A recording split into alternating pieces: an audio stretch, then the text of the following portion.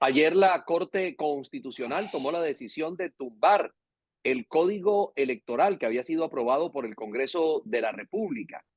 El alto tribunal encontró durante el estudio de la demanda que se presentó a ese código laboral múltiples errores en lo que tiene que ver con su trámite. Por lo tanto, lo declaró inexequible.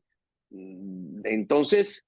queda rigiendo el antiguo código electoral que estaba en el país antes de la aprobación de esta ley. Y hoy se ha conocido una noticia también importante, de mucho peso a nivel político, porque tiene que ver con la única ley de importancia que fue aprobada por el Congreso de la República durante el primer semestre y que estuvo no pocas veces en el ojo del huracán en medio de las refriegas entre las diferentes bancadas que integran el Congreso de la República. Nos referimos a la reforma pensional. Hoy la Corte Constitucional ha admitido a través de un auto la demanda presentada por la senadora del Partido Centro Democrático, Paola Valencia Lacerna, contra la reforma pensional. Hay que decir que la Corte admitió esta demanda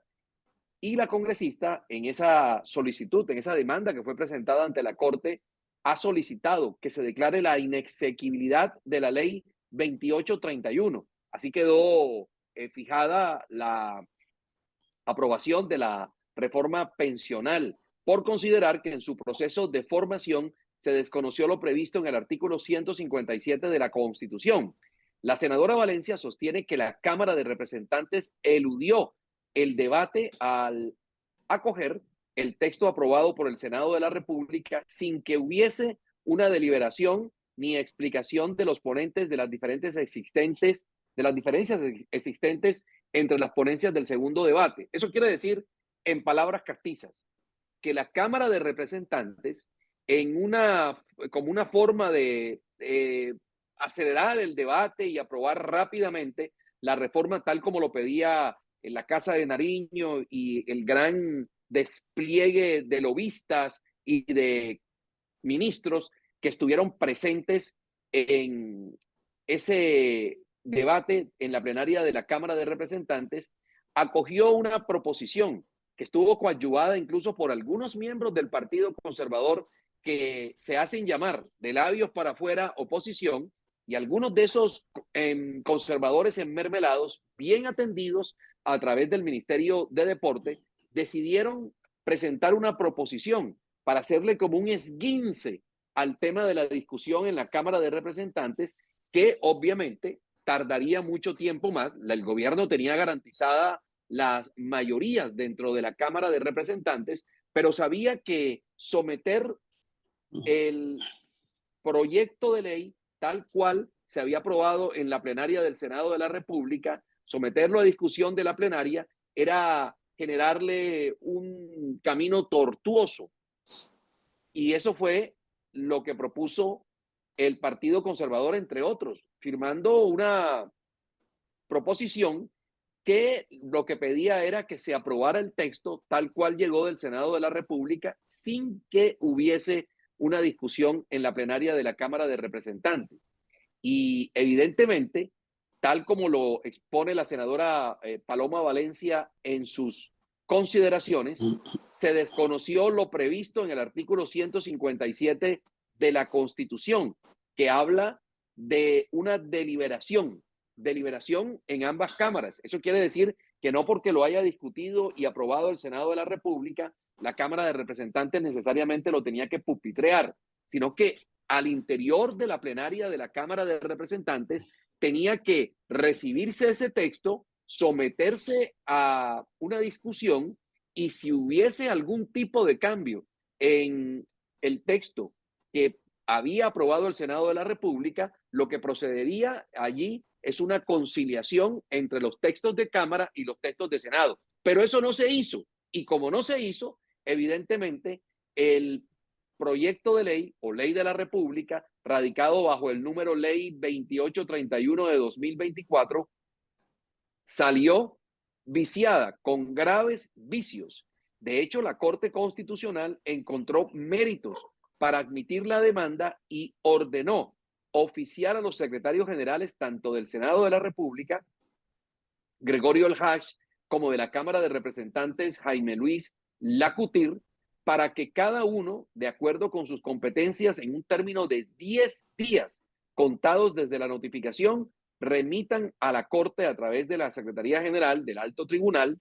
copias de las gacetas del Congreso en donde se publicó el proyecto de ley, los informes de ponencia para primer y segundo debate en cada una de las cámaras, los textos aprobados en primero y segundo debate en cada una de las cámaras y la conciliación, si es que la hubo, que evidentemente en este caso no la hubo.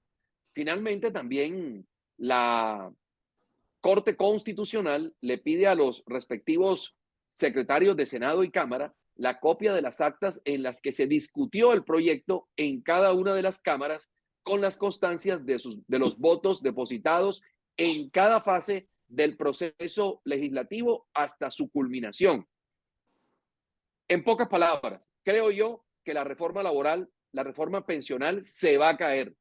No hay duda que se va a caer. Y fíjese que ayer la Corte tumbó precisamente el código electoral, el nuevo código electoral por múltiples vicios de trámite y por esa misma razón, evidentemente, se va a caer la reforma pensional. Uno de los proyectos de ley más importantes del gobierno nacional, como le dije, fue quizás el único proyecto de ley de importancia que aprobó el Congreso de la República en favor del gobierno nacional durante el primer semestre del año, y con la casi que segura caída de la